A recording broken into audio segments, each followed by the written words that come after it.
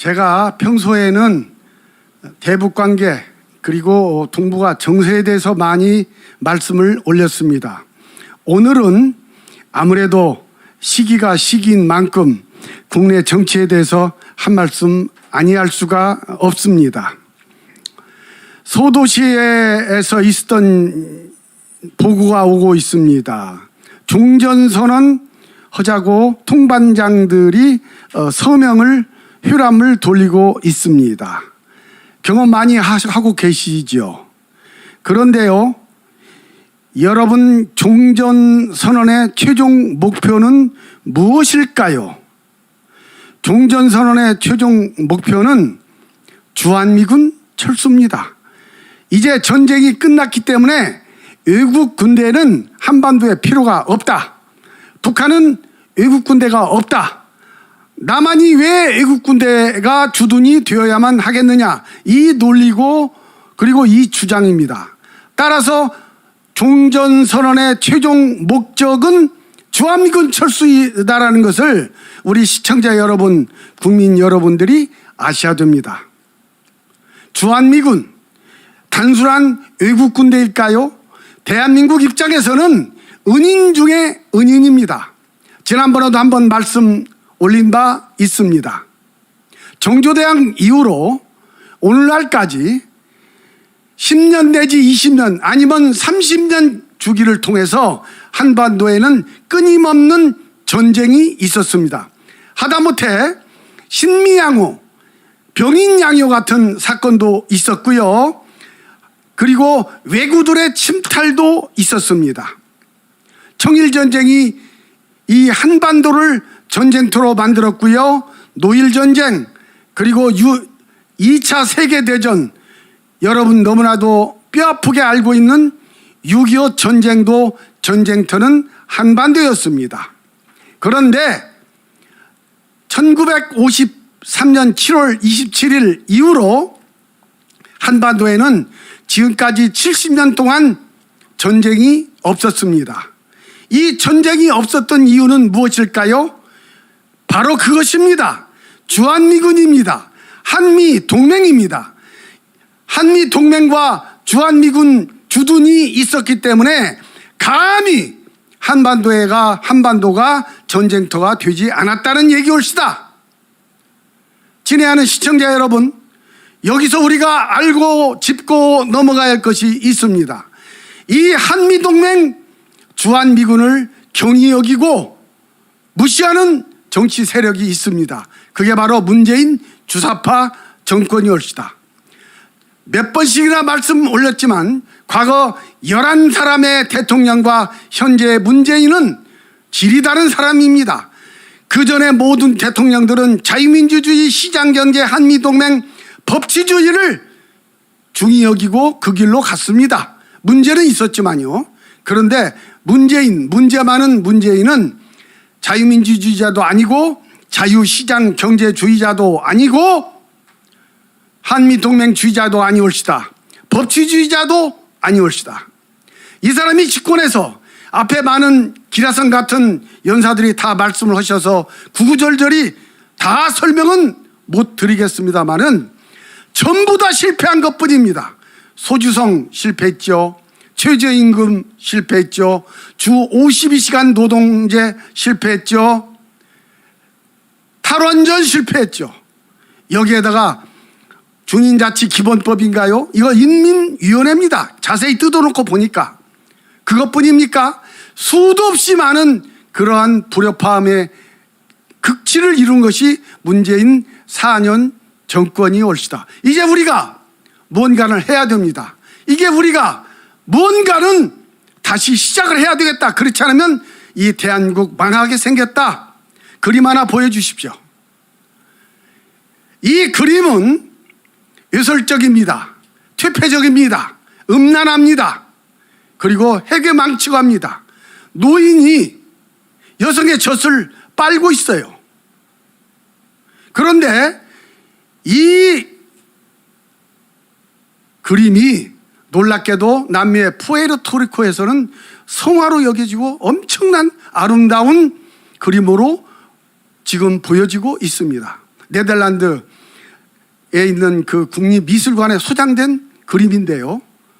이 그림은 이런 것입니다. 두 주인공은 아버지와 딸입니다.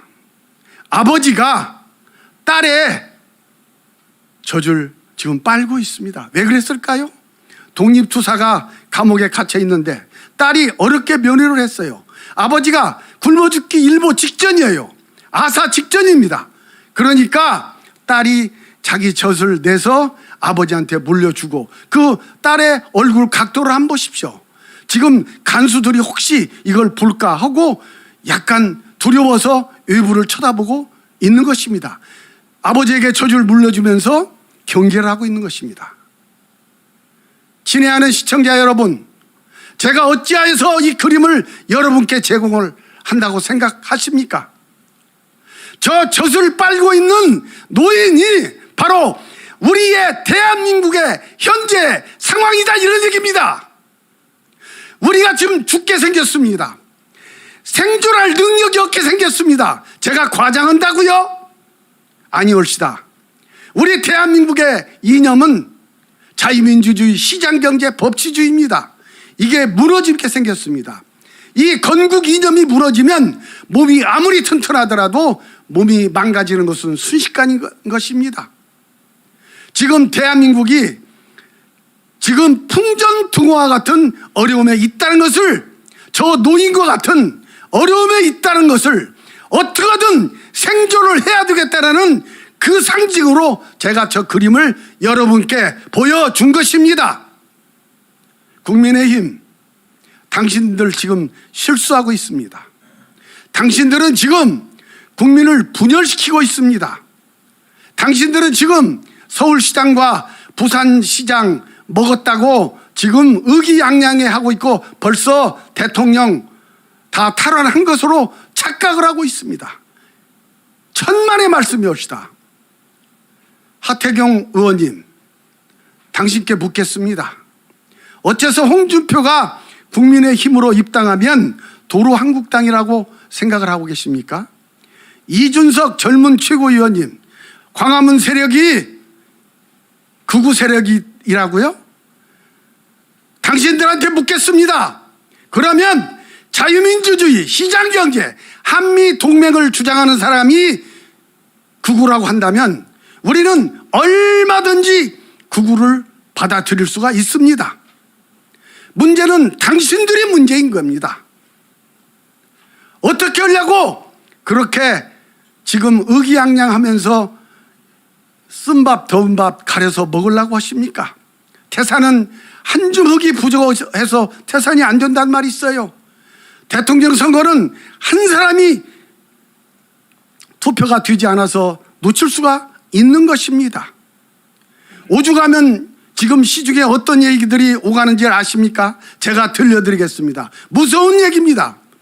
군부 쿠데타가 일어나는 한이 있더라도, 강성 홍준표가 대권 후보가 되는 한이 있더라도 주사파는 반드시 척결되어야만 하겠다.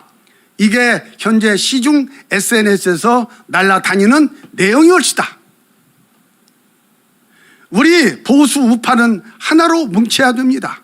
그 기준은 뭐냐? 문재인 반대, 반문 세력이면 충분합니다. 자유민주주의, 시장경제, 한미동맹, 법치주의를 주장하고 반문을 주장한다면 비록 정의당 지지하는 사람이라도 우리는 보수파는 끌어안아야 되는 것입니다. 그래서 내년 3월 9일 날 저희가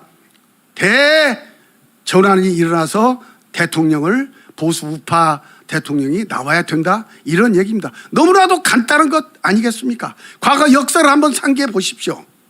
분열하면 패배하고 단결하면 이겼습니다. 노태우는 김영삼, 김대중 분열시켜서 이겼습니다. 대통령 됐습니다. 김영삼 씨는 3당 합당을 합쳐가지고 정권을 잡았습니다. 김대중 씨는 김종필 씨와 함께 DJP 연대를 해서 합쳐가지고 이겼지 않습니까? 그리고 노무현 씨도 정몽준이하고 합쳐가지고 이회창 씨를 이겼지 않습니까? 나중에 해프닝은 있었지만 어쨌든 이겼지 않습니까? 우파만 이기는 것입니다. 분열하면 지는 것입니다. 교육감 선거에서도 봤지 않습니까? 진보 좌파는 하나로 뭉쳤는데 우파는 완전 분열이 돼가지고 싹 멸망하고 말았지 않습니까? 이거 우리 경험으로 알면서도 하태경 씨, 이준석 씨 그따위 얘기를 합니까?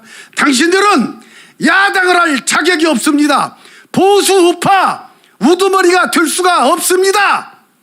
앞으로 준열한 국민적인 심판이 있을 것이다. 이 말씀을 드립니다. 우리는 하나가 돼야 됩니다. 보수 우파 하나가 돼야 됩니다. 그렇지 않고서는 내년에 우리가 정권을 창출할 수가 없다.